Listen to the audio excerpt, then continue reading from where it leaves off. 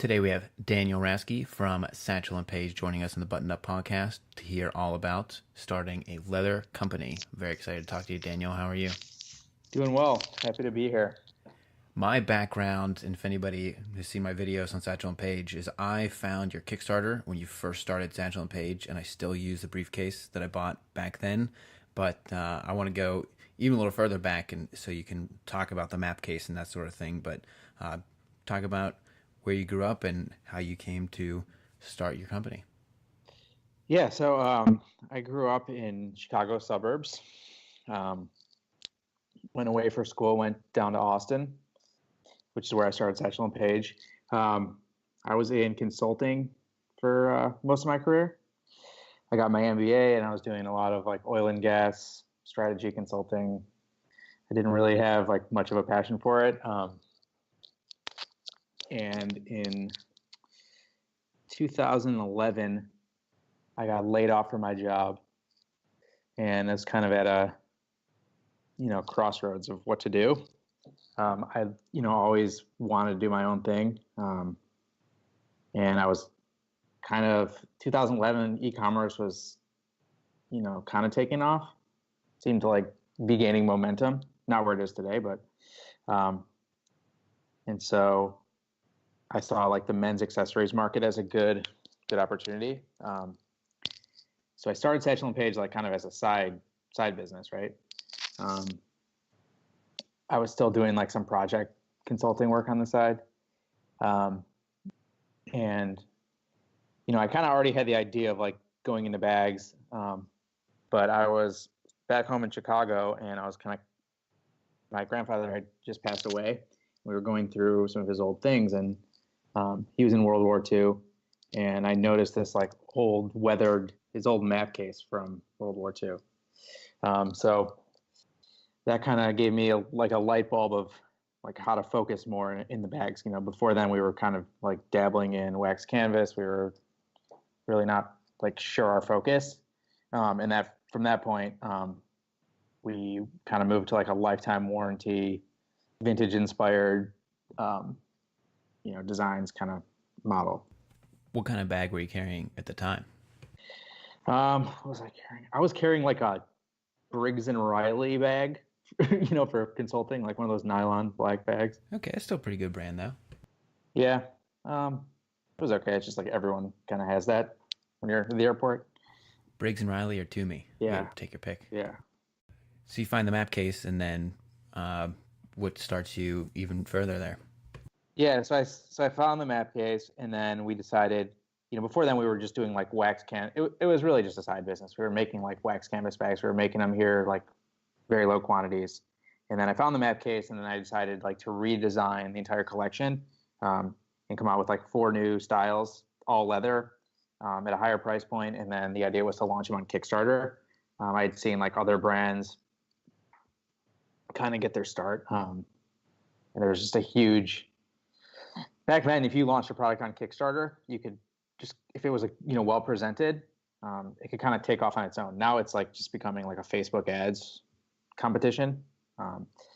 So we launched the map case, we launched the mailbag, we launched the briefcase, we launched the Gladstone. That was like our first leather collection. We launched that about 5 years ago on Kickstarter. So the map case was kind of the inspiration behind that collection. And what are your first steps? Like you have no experience sourcing leather or construction. Like what was that whole process like? It took like 2 or 3 times longer than it could have if we had the experience. We went through like a lot of different leathers. We went through a few different factories. It was a lot of like just experimentation. Now before we make a final product, it usually will take us like 3 samples. Back then it was like 6 or 7. Yeah. No, I hear a lot of like direct consumer founders saying, I guess they're kind of like you in that like they didn't come from the industry, and a lot of the times you hear people saying that's sort of an advantage because you're looking at it with new eyes. Would you agree with that, or do you think it would have been a lot easier if you had experience in the leather industry? I think I think having experience would have made things like a lot easier for the first couple of years. But if you worked all in, if you've worked all your life in fashion, maybe you don't have like the other skills, you need for e-commerce. Maybe you don't really know how to acquire customers. Maybe you don't know how to like price your product. So, I mean, if I had to choose like one skill set of like knowing fashion or knowing business, I would choose business. But obviously, if you have both of those skill sets when you start a company, you're in like way better position. Were there any brands back then that you were looking at saying, wow, they're doing a great job, I'd like to kind of emulate their strategy? As far as like, there are other brands in just in fashion. I wouldn't say like leather bags for like men's fashion that I saw like kind of coming up. Like I think Everlane was kind of getting going then, and I just like thought, just like how their everything designed was so clean, and so the customer experience was so easy. Their packaging, and they just had all their everything lined up. So the other, the leather bag companies at that time that I saw like did seem to be like a little not as like web savvy, I would say. Kind of more like handmade feeling vibes. Yeah, it seems like a lot of the leather brand or leather bag brands fall into one or two categories. It's like the super rugged, kind of like the saddlebacks, and then the ultra modern, ultra minimal, linear type brands, which I guess you're kind of on one side of the spectrum, but you're also sort of straddling that line, and I think your customer experience feels a little more modern, even though the brand aesthetic is a little more traditional. So definitely straddling the line a little bit. Yeah, that's definitely by design. I think our bags kind of appeal. The idea is to like kind of appeal to both markets. We do have a lifetime warranty, but we have noticed that like the more our cleaner, like our zippered briefcases, for instance, have kind of been like leading us in the last year. So we're tipping a little towards like the modern side. And so how did you start? Actually getting eyeballs on the website and selling bags once you had the product? I think Kickstarter was huge for us, just because our first campaign we were able to acquire about, I think it was like 800 customers, and we paid for all our inventory, so we just like we didn't have to deal with like some of the capital challenges that like most every new business face, of how to pay for your inventory. And then we kind of already had our following. And then as far as like getting customers to our site, it's kind of just been we've been kind of gradually scaling up. I feel like most e-commerce direct to consumer brands, we're acquiring most of our customers on Facebook and Instagram. We're using, email automation.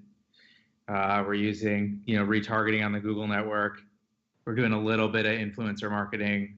So it's just, a combination, but Facebook and Instagram are maybe 75% of our marketing spend. So you have your successful Kickstarter. Any hiccups with delivering those products?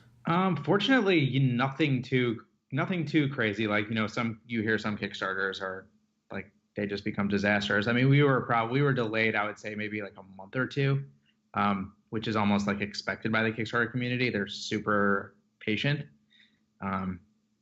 So fortunately it went pretty well. Well, as a person that still doesn't have a coolest cooler, I can tell you my patience wore thin. But so you use that momentum, and then like what? Because I know you did like almost a relaunch of your entire company when you switched to a different leather. So like, what was that journey like for you after the Kickstarter as you looked to kind of grow?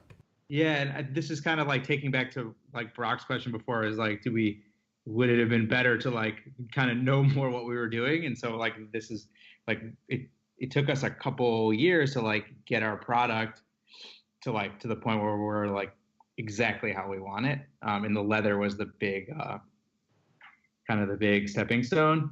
Before that, we were sourcing leather from we would kind of be bouncing around different tannery to tannery. Usually with tanneries, like if you're small, you don't get the best service. They might start out, you might get a few good orders, good quality, and then it's steadily kind of decreases. And so we kind of had to take a step back and like we decided to resource everything. And we went to a couple trade shows. One of them in Italy, one of them was in Hong Kong, like the leather fair.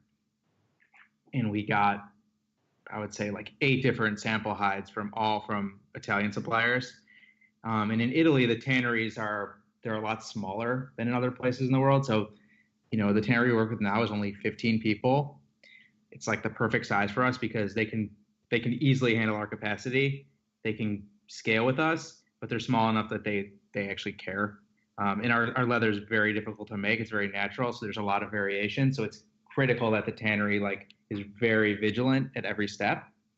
And so now we've been working with them for almost a year and a half, and the issues we've had with them have been like almost nothing, which is amazing for vegetable tan leather, the type of leather that we use. And that's, since we kind of relaunched the company with the new leather, our businesses, we've like doubled since then. So that's something that you're responsible for. You're going to Hong Kong, you're going to these trade shows, and then you're directly trying to make those relationships, or do you have a small team you've built up? When we did the original sourcing, I did it. Now that we kind of have everything in place, we have a sourcing person that's in Italy, and they're just monitoring the leather, they're monitoring our production. But now it's pretty, it's pretty smooth. When there's an issue, it's like 1 bag or 2 bags, That's great. Yeah, the new leather is definitely beautiful, as Carl and I can attest to. And so it's been I would say it's just been a little challenging. Our costs went up quite a bit. And so we're still trying to keep our price. We want to be under the $500 price point for a briefcase to still give people an amazing value. And so we've had to kind of streamline things in other ways to where we can still, be profitable and offer like a really killer price.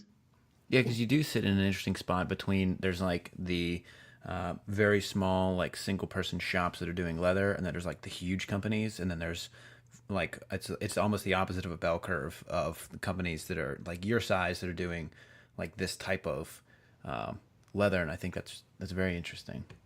Yeah, so one of the things we had to do was we kind of had to concentrate, cut down on the number of different styles we're doing.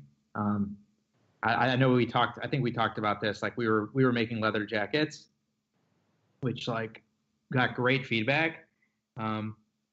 We were really sad to have to discontinue them, but the online jacket business was just too tough, and it just devoted too many resources, that kind of pulled us away from our core. And so we just had to make decisions like that to be able to maintain our price level. Yeah, fashion's definitely challenging, especially when you have much larger companies that you're fighting against. Yeah, and just we realized that we don't want to make clothing. It's just too difficult with the returns, and sizing people online wasn't what we're best at. So I think that takes a lot of humility. Yeah, you got to know what you're not good at. That's what I'm slowly finding out. So, so you now are just doing a whole new collection around travel, and so you're using your new leathers, new stuff. And I saw Carl did a video on the garment bag, and so what was some of the inspiration around that collection? Like I said before, we noticed that our business was our zippered briefcases were becoming our best sellers. So we feel like that's someone in law or in finance or in consulting, someone who potentially travels more. Our travel bags, the ones that we were selling before this, it's the pilot's bag and the Gladstone bag, which are beautiful bags, but they're more for a road trip than say take on a plane, just for with the functionality, the ease of use. So we kind of designed this collection specifically for business travelers. So our Weekender is really, I've been using it. It's a great carry-on. And we've noticed we're getting a lot of repeat purchases, people that had purchased a briefcase, now they're also getting a garment bag. It was kind of an untapped, sub-market, I would say. Yeah, and that Kickstarter went well. I saw it's fully funded and should be shipping at the end of the year. Actually, we launched it on our website this time. We didn't launch it on Kickstarter. We had noticed kind of on our last Kickstarter that we were bringing in most of most of the customers through Facebook anyways, and we weren't getting like a ton of new customers from inside of Kickstarter. So we launched this collection on our site. We're going to start shipping it in early December. Speaking of Facebook, have you noticed like any differences, I guess, over the past few years in the efficacy or like the price, I guess the CPA with Facebook or Instagram ads? In the last year, it's like our CPAs have gone up like 10-15%, and it's become like video has just become super important.